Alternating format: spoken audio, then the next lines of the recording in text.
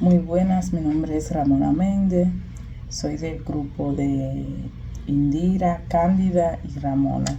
Le vamos a estar exponiendo sobre la unidad 1, que es ambiente financiero estratégico de las empresas.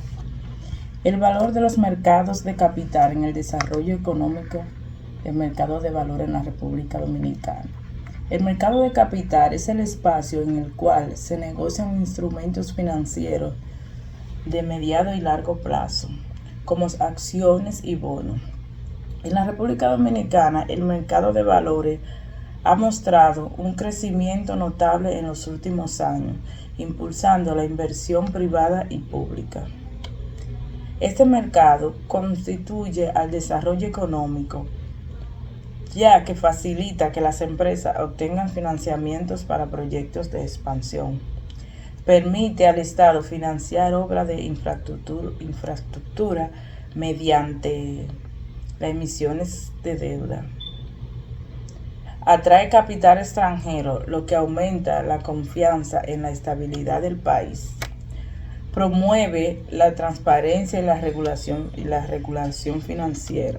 En resumen, el mercado de capitales es un motor que dinamiza la economía, fomenta el empleo y fortalece la competitividad nacional.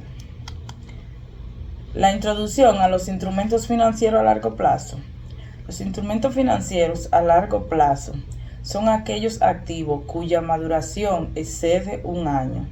Estos son utilizados para proyectos que requieren estabilidad y grandes montos de financiamientos. Por ejemplo, en las acciones, títulos de propiedad que permiten participar en las utilidades de la empresa. Los bonos, títulos de deudas emitidas por las empresas o el gobierno. Certificados de depósito a largo plazo y fondos de inversión.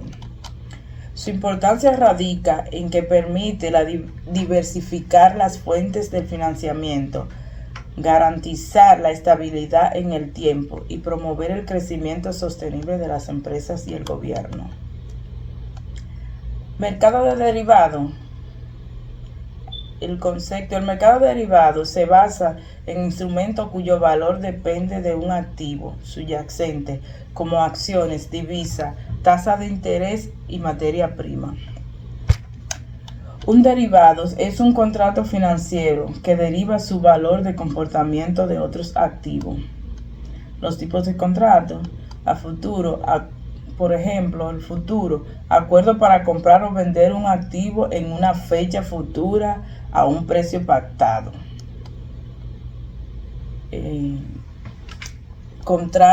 Las opciones: un contrato que se otorga el derecho, pero no se le obliga de comprar o vender un activo. El mercado de derivados es clave porque ayuda a gestionar riesgos financieros y estabilizar las operaciones de quienes dependen de precios internacionales o de la voluntariedad cambiaria. El papel de los bonos en los financiamientos a largo plazo. Los bonos son títulos de deuda que emiten los gobiernos a las empresas con el fin de captar recursos de inversionistas. El emisor recibe dinero hoy y se compromete a devolverlo en un futuro con el pago de los intereses. En el ámbito económico, los bonos son fundamentales ya que proveen financiamientos para grandes proyectos de inversión, permiten diversificar las carteras de los inversionistas, ofrecen seguridad ya que suelen estar respaldados por el Estado o por empresas sólidas. En República Dominicana, el uso de bonos ha financiado carreteras, hospitales y proyectos energéticos. Bueno, en conclusión, los mercados financieros y sus instrumentos a largo plazo constituyen pilares esenciales para el desarrollo económico de la República Dominicana y de cualquier país. El mercado de capital dinamiza la inversión. Los instrumentos financieros a largo plazo permiten estabilidad. Los derivados facilitan la cobertura de riesgos y los bonos garantizan financiamiento sostenible. En conjunto, todos estos elementos fortalecen la estructura financiera del país y promueven un crecimiento económico más sólido y competitivo. Ahora va mi compañera Indira a explicarle la segunda parte. Gracias, Ramona. Bueno, yo voy a hablar de lo que son las características y evaluación de acciones preferentes. No sin antes definir lo que son las acciones preferentes. Son un híbrido entre los bonos y las acciones comunes. Son un tipo de acción que pagan dividendos fijos, casi siempre trimestrales. Este dividendo tiene que ser pagado antes de que se le puedan pagar dividendos a los dueños de acciones comunes. En caso de liquidación, las acciones preferidas disfrutan de precedencia sobre las acciones comunes. Pueden incluir derechos de voto, solo si se ha incurrido en incumplimiento de pago de un número establecido de dividendos. Son generalmente consideradas como una inversión de ingreso. No representa una participación en la entidad que las emite, sino una deuda. El valor oficial de una acción se llama valor a la par y los dividendos que pagan las acciones preferidas o acciones preferentes se expresan como un porcentaje del valor a la par. Así, el dividendo anual de unas acciones preferentes cuyo valor nominal es de 100.000 o de 100 que estuvieran al 5% sería de 5%. Tipos de acciones preferentes. Las recomprables, que son acciones que la compañía emisora tiene derecho a comprar de vuelta a un precio preestablecido para hacerlas atractivas a los inversionistas. Estas usualmente ofrecen un precio de recompra que incluye una prima en exceso del valor a la par de la acción. También están las acumulativas. Su dividendo es acumulable en el caso de que por algún motivo especial no se paguen.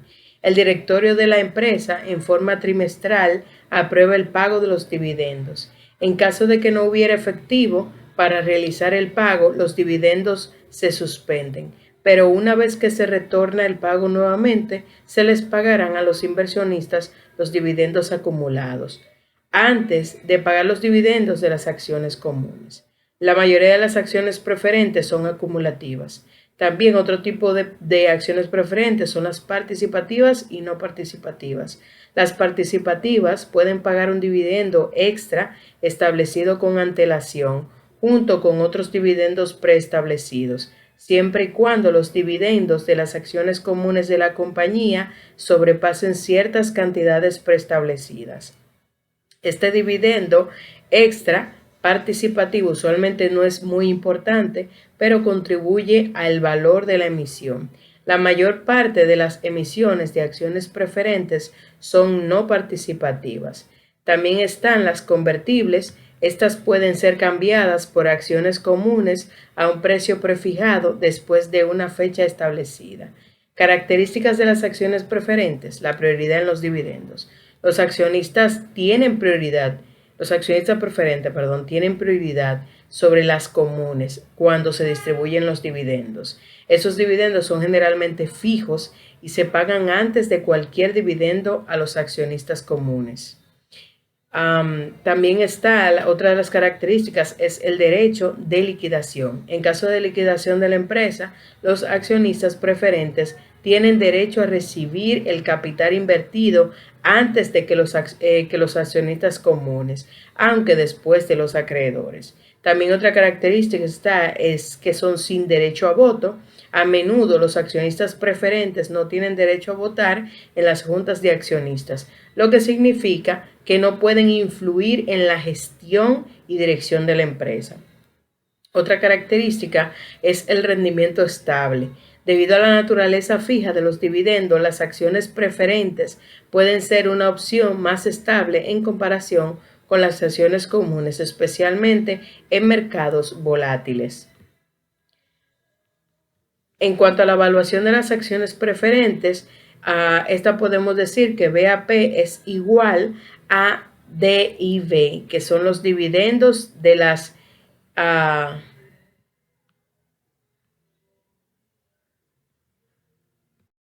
recapitular, la evaluación de las acciones preferentes se describe por la siguiente fórmula. VAP, que es el valor presente de la acción preferente, es igual al dividendo anual o DIV entre o por 1 menos 1 más I, que es la tasa de rendimiento anual sobre I, más BM, que es el valor de mercado de la acción preferente, por 1 más I, que es la tasa de rendimiento anual, sobre N, que es el número de años.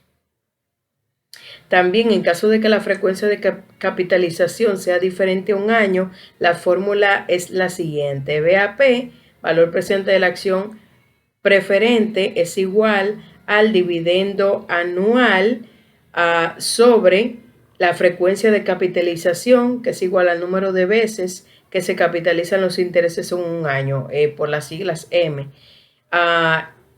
por 1 menos 1 más I sobre M entre I sobre M, más BM, que es el valor de mercado de la acción preferente, por 1 más I, que es la tasa de rendimiento anual, por la frecuencia de capitalización, menos N, que es el número de años, por M, que es la frecuencia de capitalización. También están las acciones preferentes perpetuas, que es BAP perpetua, o sea, valor presente de la acción preferente perpetua, que es igual al dividendo sobre I, que es la tasa de rendimiento anual.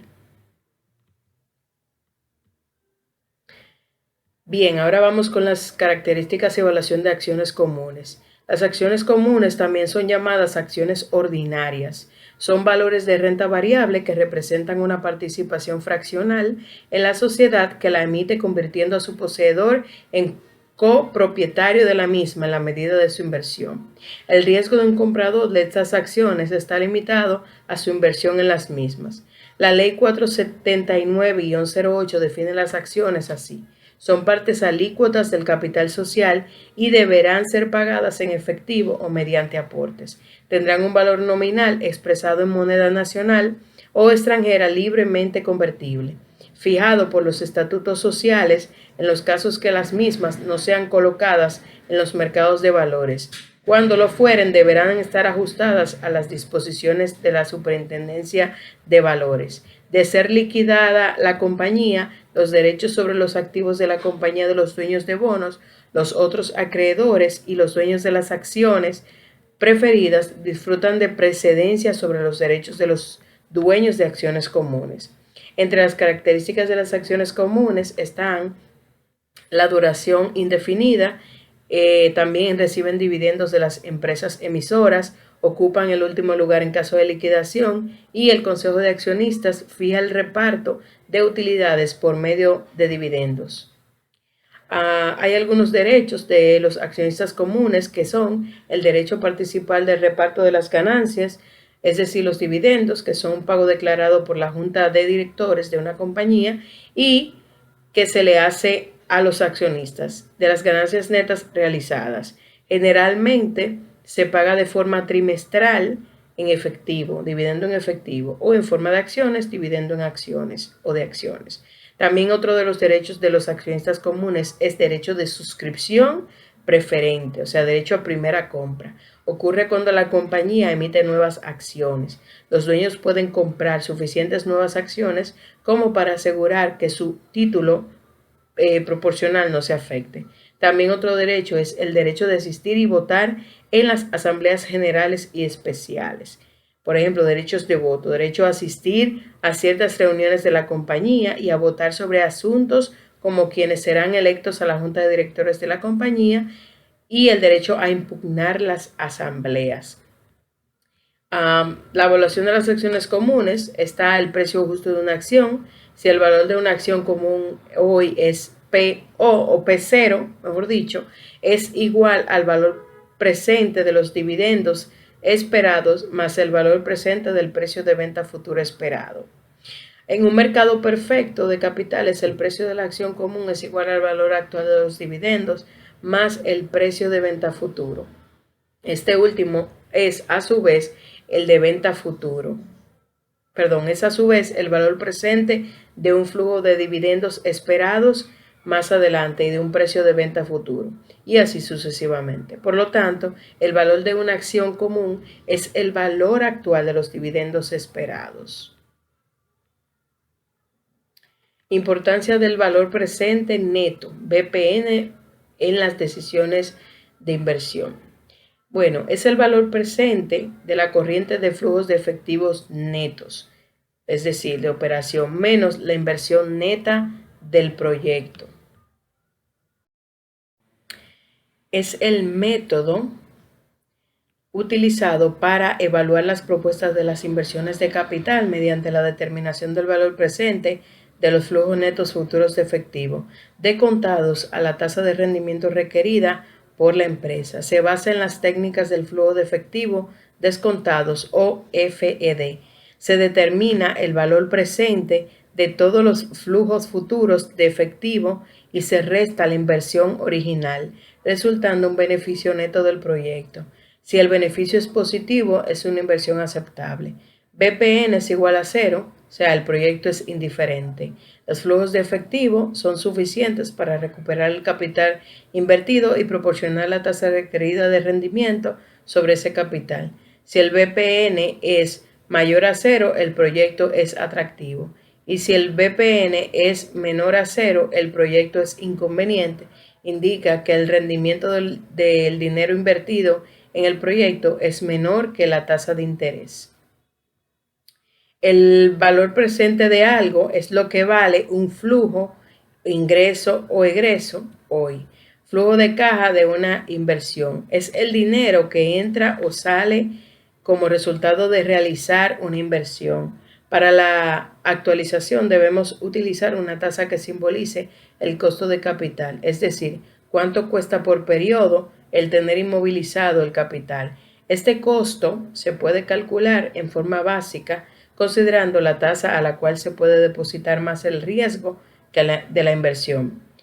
Cuando evaluamos una inversión, lo que hacemos es comparar lo que gastamos o invertimos con los beneficios, o sea, los flujos que ésta nos entregará con el paso del tiempo. Básicamente, el concepto de valor actual neto lo que busca es actualizar los flujos futuros de caja y descontarle el valor de la inversión inicial. Por ejemplo, BPN es igual al valor presente de los flujos de caja futuros menos la inversión inicial.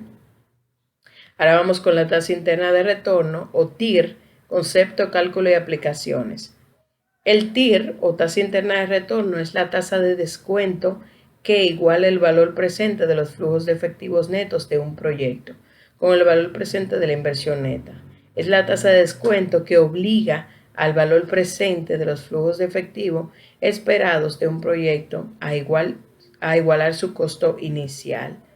La evaluación de los proyectos de inversión cuando se hace con base en la tasa interna de retorno toman como referencia la tasa de descuento. Si la tasa interna de retorno es mayor que la tasa de descuento, el proyecto se debe aceptar pues se estima un rendimiento mayor al mínimo requerido, siempre y cuando se reinviertan los flujos netos de efectivo. Por el contrario, si la tasa interna de retorno es menor que la tasa de descuento, el proyecto se debe rechazar pues se estima un rendimiento menor al mínimo requerido. Por ejemplo, el TIR es mayor a la tasa requerida por la empresa o costo de capital, igual o mayor, es igual en el proyecto se acepta en este caso. Si la TIR es menor que la tasa requerida por la empresa o costo de capital, el proyecto se rechaza. La tasa interna de retorno, TIR, es el tipo de descuento que hace igual a 0 el BAN, donde FN es el flujo de caja en el periodo T, N es el número de periodos y I es el valor de la inversión inicial. Métodos para calcular la TIR. Método prueba y error. Se colocan cada uno de los flujos netos de efectivo, los valores N y la cifra de la inversión inicial, tal y como aparece en la ecuación. Luego se recogen diferentes valores para la tasa de descuento hasta que el resultado de la operación dé 0. Cuando esto suceda, el valor de I, que es la tasa de descuento, corresponderá a la tasa interna de retorno. Es un método lento cuando se desconoce que a mayor tasa de descuento, menor será el valor presente neto y por el contrario, a menor tasa de descuento, mayor valor presente neto. También está el método gráfico, donde se elaboran diferentes perfiles para los proyectos a analizar. Cuando la curva del valor presente neto corte el eje de las X, que representa la tasa de interés, ese punto corresponderá a la tasa interna de retorno. Método de interpolación para calcular la TIR. Se deben escoger dos tasas de descuento de tal manera que la primera arroje como resultado un BPN positivo, lo más cercano posible a cero, y la segunda dé como resultado un BPN negativo, también lo más cercano posible a cero.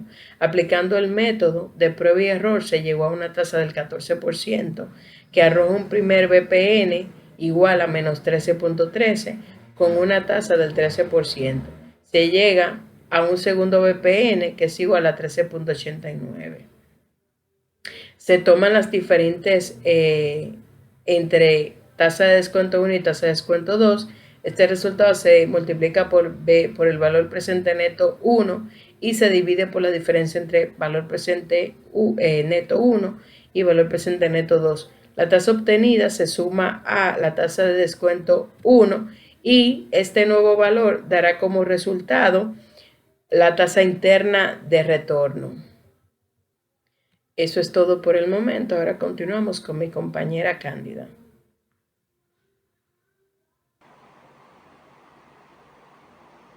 Muchas gracias, muy puntuales Ramona e Indira. Mi nombre es Cándida Martínez y estaré conversando un poco sobre el costo de capital y su impacto en las decisiones financieras. ¿Qué es el costo de capital? Es nada más que la tasa mínima de rendimiento que una empresa espera obtener de sus inversiones para que sean rentables. Esto representa el costo de financiarse, ya sea con deuda, propio o ambas. Hay unos tipos de costo. Está el costo de deuda, el costo de capital y el costo de promedio ponderado. ¿Y qué es este? Esta es la combinación de deuda y capital para calcular un costo total. Así de simple. El impacto de decisiones financieras. Este va a erradicar si la tasa de rendimiento esperada de un proyecto es mayor que el costo de capital.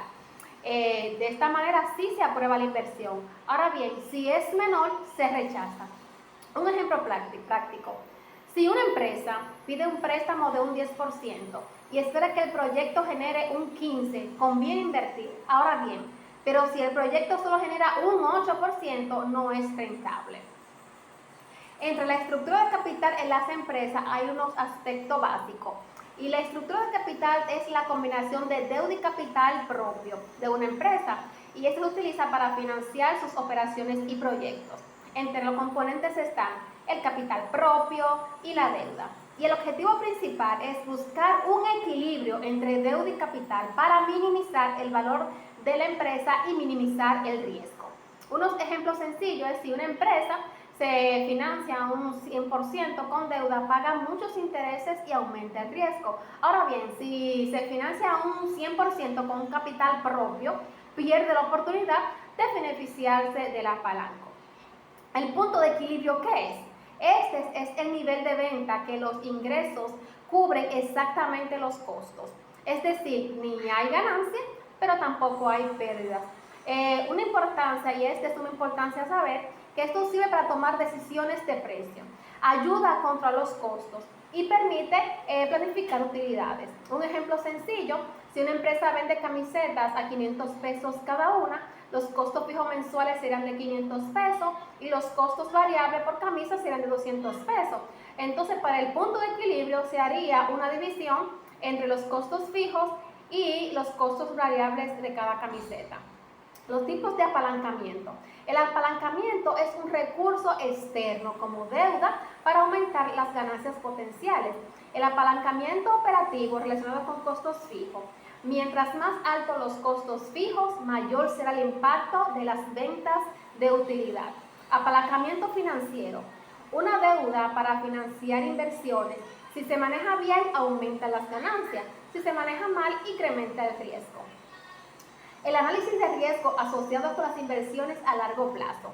¿Qué es esto? Es el riesgo a la posibilidad de que los resultados reales sean diferentes a los esperados.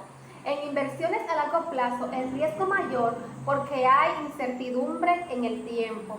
Los tipos de riesgo están el riesgo financiero, el riesgo de mercado, el riesgo operativo, el riesgo político o legal que está combinado entre leyes, impuestos y regulaciones.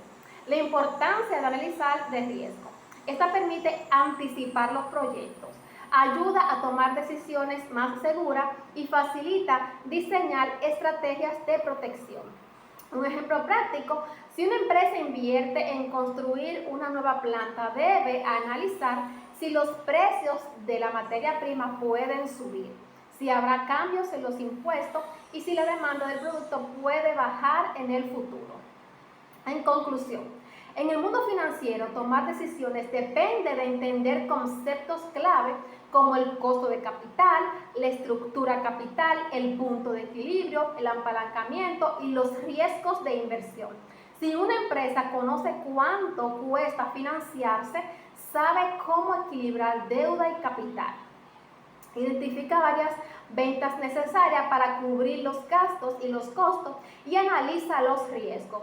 Puede planificar mejor, minimizar pérdidas, minimizar ganancias o maximizar ganancias, y en resumen, la información financiera es una herramienta estratégica que nos ayuda como empresa a crecer de forma segura y satisfactoria.